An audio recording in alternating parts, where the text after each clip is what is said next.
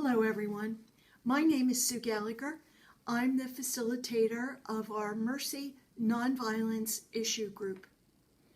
Each month, we get together to talk about violence and nonviolence in ourselves, in our communities, in our neighborhoods, and in the world.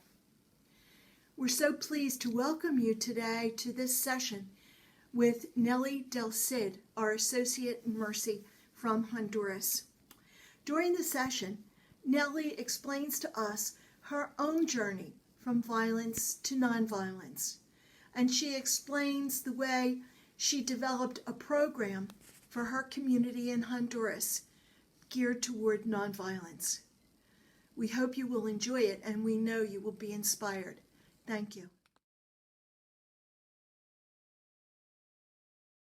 Brevemente, entonces, bueno, en verdad mi nombre es Carmen Manuela del Cid, pero todo el mundo me conoce por Nelly, toda la vida me han llamado Nelly. Soy una asociada de la Misericordia desde el 2000, pero antes fui una hermana de Misericordia, solo que nunca hice mis votos finales, así que al final me he quedado como asociada. Trabajo en un programa que se llama Misericordia Tejedora de Sueños, que surge a raíz del huracán Mitch, allá por el 1998. Y actualmente estamos trabajando con mayor énfasis en el tema de la no violencia y la sanación de trauma. Estamos trabajando con diferentes redes en el país, con la red con las defensoras de derechos humanos a nivel nacional y con el Foro de Mujeres por la Vida a nivel más local, y luego con algunas comunidades a las que damos acompañamiento. Eso es más o menos por donde andamos. Bueno, entonces tal vez un poco contar sobre el recorrido de cómo es que llegué a esto del tema de la no violencia. A ver, yo viví los años 80 en este país cuando era bastante joven y eran también tiempos muy difíciles y se vivía con mucho miedo, mucho terror y mucho enojo. Yo había acumulado un gran enojo y debo decir que era anti-yanqui. En verdad, yo sentía que todo lo que me sonaba imposición era una cosa que era visceral para mí. Luego, como entré con las hermanas y en mi tiempo de juniorado me dieron la oportunidad de ir a El Salvador para estudiar la teología en la UCA. Estando en la UCA me tocó vivir lo que fue el asesinato de los padres jesuitas. Me tocó ver su cerebro destrozado, puesto por ahí, porque fuimos de las primeras, del grupo primero que logró entrar a la UCA a la fuerza, a pesar de estar militarizado. Entonces yo viví lo experimenté mucho el miedo en ese entonces, igual me crecía mucho el enojo, tenía mucho enojo y bueno, ahí viví cosas muy fuertes en El Salvador, también ahí conocí a Juanita Allín y luego regresé a Honduras y pasó un tiempo y siempre fuimos militantes en el movimiento social, intentando sacar adelante la idea de un mejor país, ¿verdad?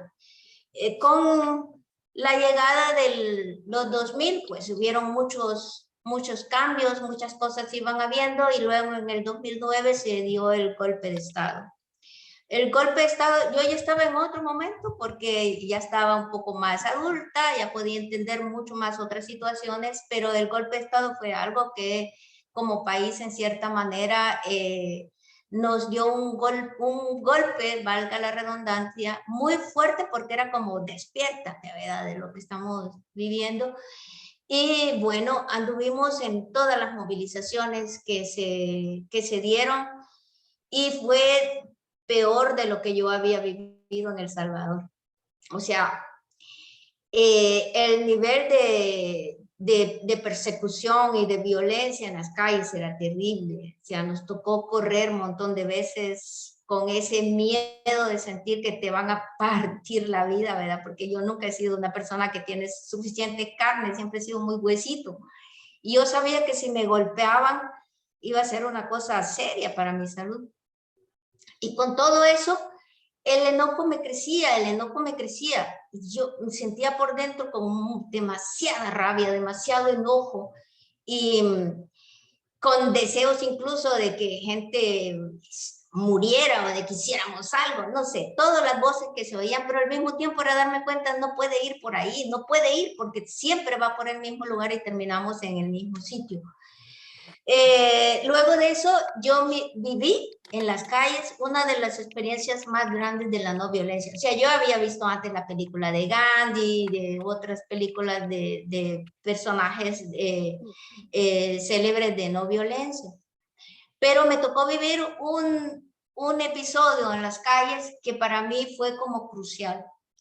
Porque fue un momento en donde no podíamos regresar. El centro de esas movilizaciones siempre terminábamos en el Parque Central de mi ciudad. Y los militares la tenían tomada, estaba llena de militares, y no nos dejaban acercarnos. O sea, pasaron como 2, 3 días y nos movíamos alrededores, pero no podíamos llegar al centro. Entonces, en una de esas movilizaciones, la gente empezó a decir, tenemos que recuperar el parque, hay que regresar al parque. Y la persona que en ese momento conducía, que era como la persona que nos lideraba en ese momento, Margarita Murillo, que por cierto la asesinaron tiempo después, como unos 5 años después del golpe, la asesinan. Margarita nos planteó la pregunta, bien, si quieren que regresemos al parque, vamos a regresar y vamos a asumir que nos pueden lastimar. Pero nosotros vamos a ir sin ningún nivel de violencia. Ni les vamos a gritar, ni vamos a apedrearles, ni vamos a hacer absolutamente nada. Cuando llegamos al parque y logramos entrar, todo el mundo tiene que sentarse en el suelo. Y entonces la gente dijo, sí, vamos, estamos dispuestos. Y así comenzamos. Comenzamos a caminar hacia el parque que estaba lleno de militares. Cuando nos miraron llegar todos, se organizaron porque nos iban a recibir, pero como la movilización llegaba en completo silencio, llegaba en silencio y llegaba a un paso bien calmado, sin correr. Entramos en el parque y ellos solo nos vieron porque nos miraban y no entendían qué pasaba. Entramos al parque y nos sentamos en el suelo, en el pavimento. Todo el mundo se sentó y ahí nos quedamos como por 40 minutos sentados. Los militares se fueron, salieron de ahí y dejaron el parque vacío, se fueron. Entonces, para mí eso fue como una muestra de cómo en verdad la no violencia también puede hacer cambios significativos sin necesidad de agresiones, ¿verdad? Entonces, en ese tiempo, que era como en el 2000, todavía era el 2009, vino una delegación de cuáqueros. Venía una señora que se llamaba Valeria y ella trabajaba con un programa que se llamaba Programa Alternativas a la Violencia. Y se quedó, yo la conocí por puras casualidades, que no hay casualidades porque me tocaba conocerla, ¿verdad? Porque estaba coordinada con otra persona y no llegaron a recogerlas. El grupo se quedó varado en una estación de buses. Entonces alguien le dio mi número y así me conectó. Y entonces, bueno, dije yo, están aquí, no los puedo dejar ahí tirados, ya veo. Y me fui a recogerlos. Y no tenía dónde ponerlos y bueno, pasaron la noche en mi casa. Pero ahí empezamos a hablar. Entonces, ella me empezó a contar sobre el tema de la no violencia. Y yo dije, yo sí, es un tema que a mí me interesa. Yo le conté la experiencia que habíamos vivido. Entonces organizamos un primer taller para el año siguiente, porque ya estábamos a finales del año. Y así comenzó el proceso. Empezamos a trabajar en talleres de lo que nosotros llamamos PAD, o ABP en inglés.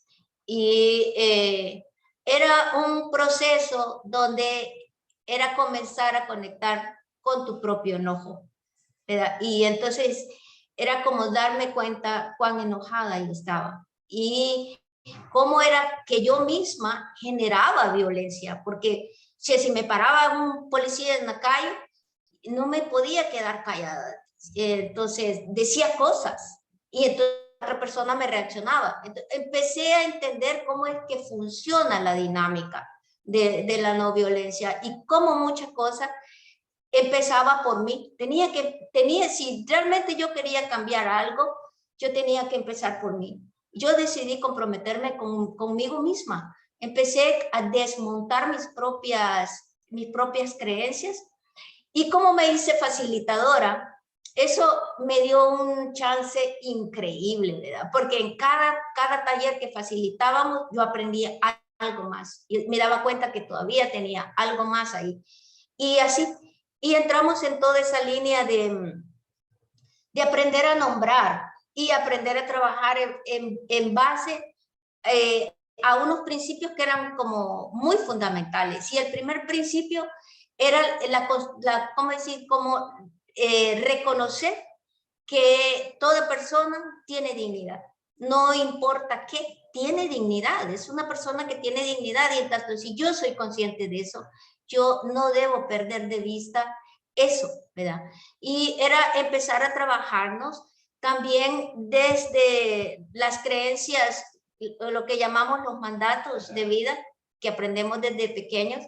Eh, Aprender a afirmarnos, afirmar las cosas positivas que yo llevaba dentro, pero también afirmar las cosas positivas de los otros. Entonces, era como empezar a convertirme en lo que yo quería, ser en mí misma lo que yo quería vivir. Porque un día yo estaba platicando en el sofá de mi casa, hablando como algunas veces cuando ella tenía unas perritas pequeñas y parecieran anécdotas un poco locas, pero para mí fueron como puntos bien como fundamentales para ayudarme a entender qué era lo que pasaba. Yo me he dado cuenta que cuando ellas estaban en la casa ladraban y ladraban fuerte y me sacaban, me ponían nerviosa y me daba con mucho enojo. Entonces yo salía y las gritaba, cállense, cállense, cállense. Y ellas se asustaban y después seguían ladrando. Entonces, cuando empecé a darme cuenta de mis propias reacciones, empezar a darme cuenta de cómo yo reaccionaba frente a cosas, me iba dando pistas de por dónde yo iba y qué era lo que yo necesitaba cambiar.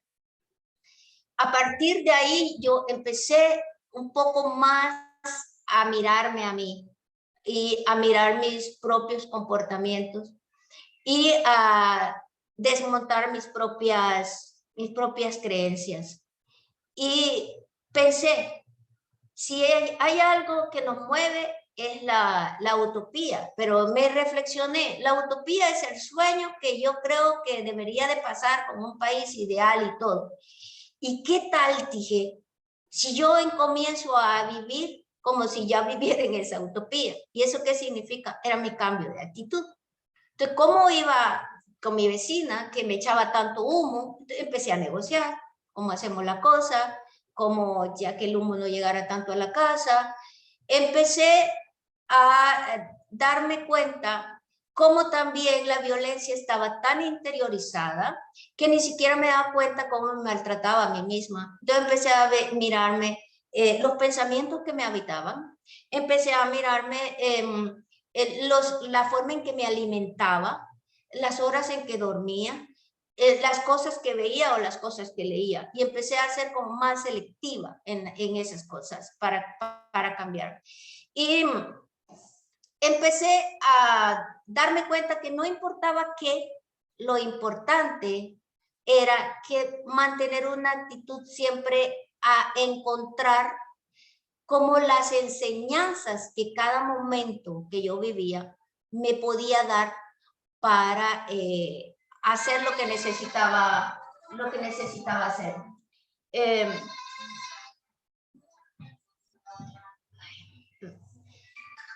Con el hecho de empezar a trabajar todo lo de PAP, me daba cuenta cómo a la gente lo que le era más duro era realmente enfrentar su propia violencia. O sea, era más fácil mirar la violencia que el otro hacía, pero costaba un mundo mirar la propia violencia.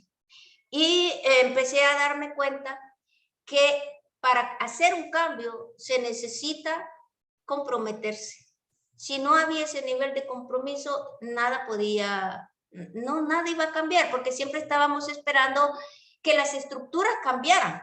Pero las estructuras, ¿dónde están esas estructuras? Están compuestas por los mismos seres humanos, las hemos creado nosotras, entonces no van a cambiar mientras yo no cambio. Y empecé a darme cuenta de las incoherencias que vivíamos. Y, por ejemplo, dentro del movimiento social, gente que era líder del movimiento social y tenían unos discursos maravillosos, pero en la vida real eran unos déspotas, gente acusada de violencia doméstica, gente muy así, pero haciendo actos inapropiados con sus propias niñas. O sea, era como darme cuenta que no bastaba un discurso, no bastaba un discurso, porque había que hacer los cambios más profundos y había que sanar las heridas, porque así como yo estaba de enojada, todo el mundo estaba enojado. Entonces, cuando nos dialogábamos del enojo. Y nos dábamos cuenta, porque participamos en el movimiento social, a la hora de debatir cosas, un movimiento controlado mayoritariamente por masculinos, eran intolerantes, porque no podía haber un punto divergente, o sea, no se podía poner un punto divergente porque era como una cosa de impasable, ¿verdad? Entonces, dice, no puede ser, porque tenemos que aprender a dialogar. Nadie tiene la verdad absoluta. Todos estamos en ese proceso de descubrirnos hacia dónde podemos encontrar los puntos que nos hagan coincidentes, los puntos que nos hagan como coincidir en las cosas que realmente queremos empujar. Entonces, nosotras decidimos que íbamos a enfocar ya más en serio en el tema de la sanación, porque había demasiadas heridas, había demasiado enojo, y entonces empecemos a enfocar ahí.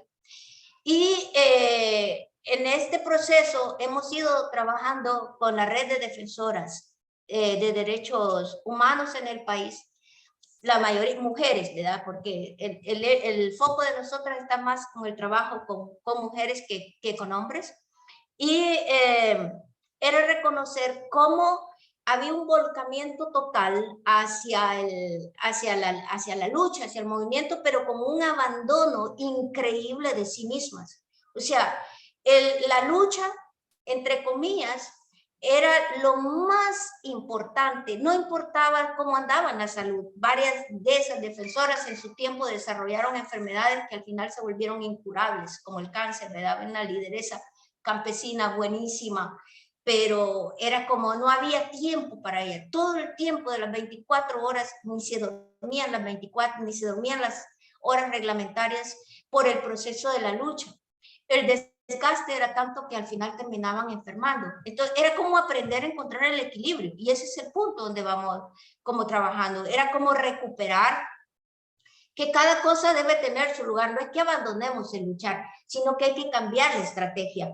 Empezamos a cuestionar el hecho que cuando hay movilizaciones se tira la gente a las calles.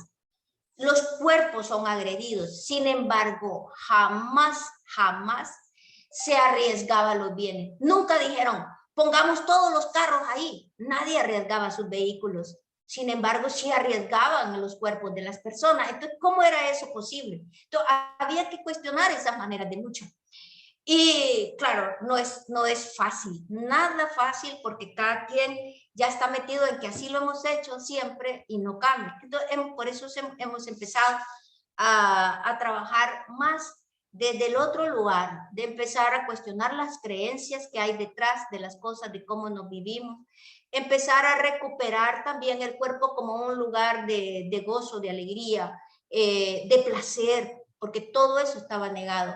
Empezar a recuperar los recuerdos buenos, porque había mujeres, por ejemplo, cuando hacíamos los talleres, que preguntamos un recuerdo bueno de tu niñez, decían, no tengo ninguno, no hay ningún recuerdo, todo era terrible, todo era malo. Entonces había un enfoque en que toda la vida era una tragedia, toda la vida. Y sí es verdad que hay dolor, pero no se puede obviar que también hay cosas buenas que están ocurriendo. Entonces, es como empezar a cambiar el lugar del enfoque. Por lo menos para nosotras eso ha sido, cambiar el lugar del enfoque, porque hoy enfocamos en aprender a encontrar la alegría, y eso en base a una frase que no sé quién es, yo pienso que de la comunidad ancestral, pero no estoy segura, que dice: podrán robarnos todo, pero jamás la alegría.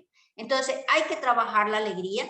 Entonces, era como empezar a utilizar otras herramientas, y era como ayudar a que la gente también tuviera esas herramientas, el respirar, que tan importante era, porque estamos en una sociedad pseudomasoquista que realmente funciona a base del sufrimiento y el dolor, y ahí es donde se cimenta el sistema.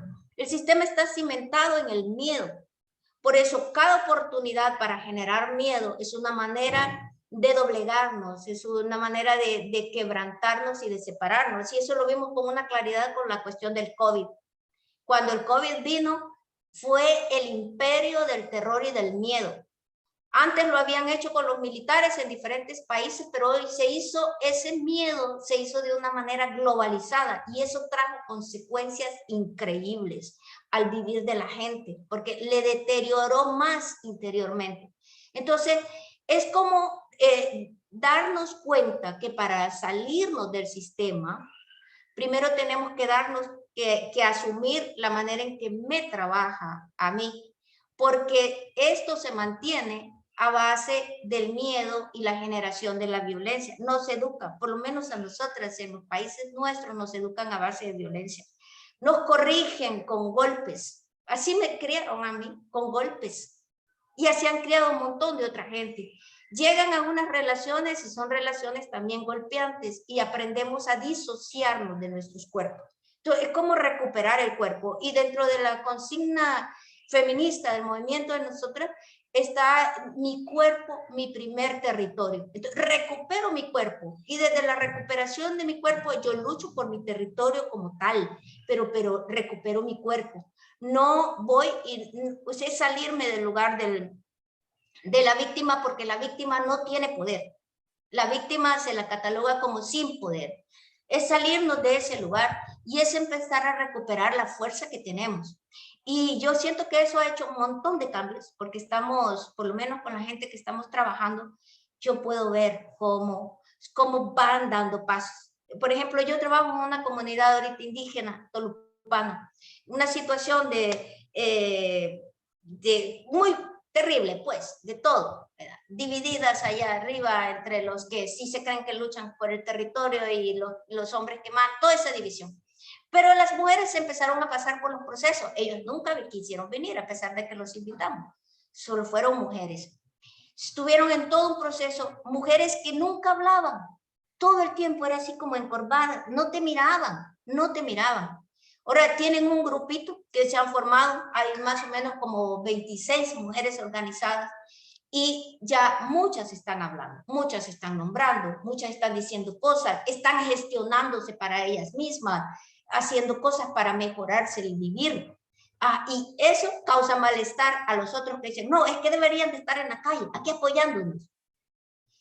Ellas están apoyándose, porque si ellas cambian, da la posibilidad de que otras cosas vayan cambiando. Y con la red de defensoras, o sea, los testimonios de las mujeres que empiezan a trabajarse, empiezan a reconciliar con su propia historia personal de mucha violencia, de mucha agresión, empiezan a darse cuenta que como entre más entremos a querer cambiar las cosas desde la misma manera violenta, más nos herimos, más nos dañamos. Esto es darle vuelta a eso para aprender a tomar las decisiones con mayor libertad, con mayor autonomía, aprender a cuestionar las cosas que hemos ido aprendiendo. Aquí se cuestiona todo, todo se cuestionan las creencias en el sentido de ¿qué te quita libertad?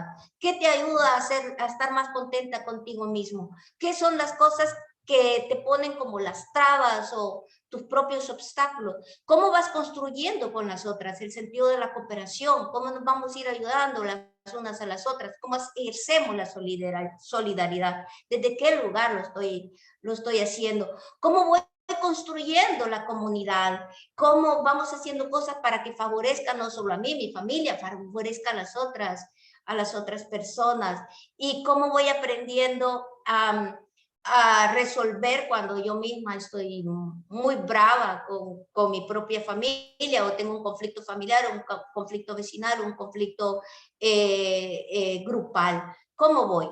Entonces es aceptar que somos diferentes, somos diferentes.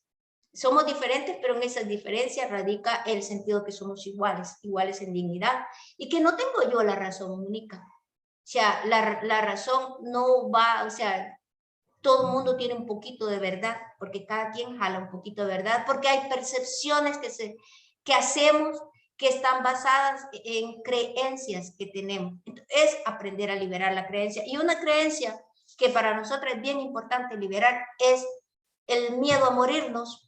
Hay que liberar esa creencia. Hay que liberarla. ¿Por qué? Porque si nos atan es porque nos han metido el miedo a la muerte. Y aquí la religión judeocristiana tiene un factor bien fundamental porque es una religión que se ha movido mucho aparte de la muerte como sacrificio y redención. En verdad ese discurso teológico hay que cambiarlo. Ya se trabajamos los discursos teológicos en lo del extractivismo, también hay que trabajar los discursos teológicos a la hora del ejercicio del trabajo de la justicia, ¿verdad? Porque la gente piensa que el sufrimiento es redentor y no es cierto, el sufrimiento no es redentor, no. Lo que te redime es tu capacidad a darte cuenta que el dolor se puede superar, pero si te quedas en la zona del sufrimiento es el infierno completo. Entonces, perder el miedo a morir. Aquí todos morimos, aquí la muerte es parte de la vida, aquí todos somos seres de paso, pero entonces, ¿cómo quiero vivir esta vida? Si yo estoy de paso en esta vida, ¿cómo me la quiero vivir? ¿De qué manera? Si me la quiero vivir de una manera que es en el hecho del trabajo de la justicia y todo lo demás, asumo que cosas pueden ocurrirme. Pero si yo ya lo tengo mejor asumido, yo me lo manejo de una manera más libre. Entonces, eso va pasando con las defensoras. Entonces, aclaran su mente, liberan parte de su cuerpo. Hay espacio para poder nombrar las cosas, porque muchas cosas no se nombran. Hay violencias que se recibieron que no se nombran por todo el estigma que hay, no se nombran, sobre todo hablo para nosotras las mujeres, pero imagino que hombres también han vivido algo como eso. Entonces, aprender a nombrar para nosotras es un punto fundamental, porque cuando la gente logra nombrar, es como pasa algo increíble, algo pasa en el cerebro, se abre otra manera de mirar las cosas y se da cuenta que no es algo que tiene que cargarlo para siempre, que hay que aprender a dar pasos desde el lugar del bienestar y del bien ser. Entonces, vamos en esa línea. Hay que construir eso, pero lo empiezo por mí, porque mi punto de partida soy yo. Parte desde aquí. Si no parte desde aquí, yo tengo el discurso y el discurso no es suficiente. El discurso ya no puede ser más suficiente. Entonces, ahí, con esa manera de ayudarnos a entender que hay que cambiar para el bien ser, el bienestar, me salgo de la tragedia. Yo reconozco que en este mundo hay mucho sufrimiento, hay mucha imposición, hay mucha manipulación.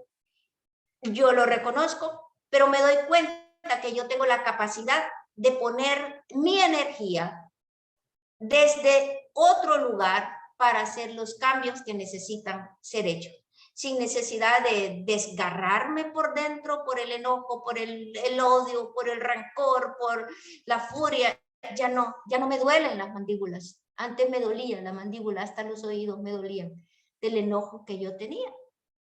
No podía hablar muchas veces de cosas, cuando oía hablar a otra gente, sentía que me lloraba, me ponía, y no es que hoy no pueda derramar mis lagrimitas, sí la puedo derramar, pero lo que quiero decir es que estoy en un lugar donde puedo acompañar mejor, porque ya pasé por ahí. Entonces, cuando yo acompaño a la gente, voy en los procesos, me doy cuenta, yo viví eso, yo lo viví. Entonces, mi corazón se llena de compasión, porque yo lo viví.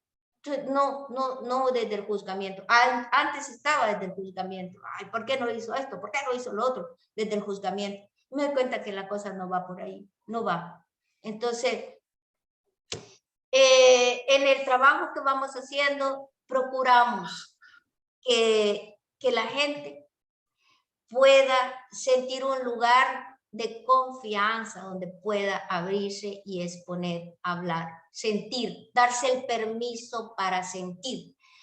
Antes a las mujeres se nos permitía llorar, pero con todo el proceso que se ha ido haciendo de que llorar es una cuesta de debilidad, cada vez a muchas mujeres les cuesta, sobre todo estoy hablando de mujeres del movimiento social, les cuesta el llorar porque es sinónimo de debilidad. Entonces es como permitirse sentir, yo siento lo que siento y está bien, es lo que yo siento, ni es bueno ni malo, es lo que siento. Y eso libera, libera. Entonces cuando saben que pueden sentir, entonces pueden nombrar. Y cuando pueden nombrar, entonces pueden hacer cambios en la vida. Y nosotros tenemos muchos testimonios de gente que ha pasado por los procesos y dice, no soy la misma de eso. Hoy estoy en otro lugar. Y eso es lo que queremos, movernos del lugar. Para nosotras esa es la no violencia.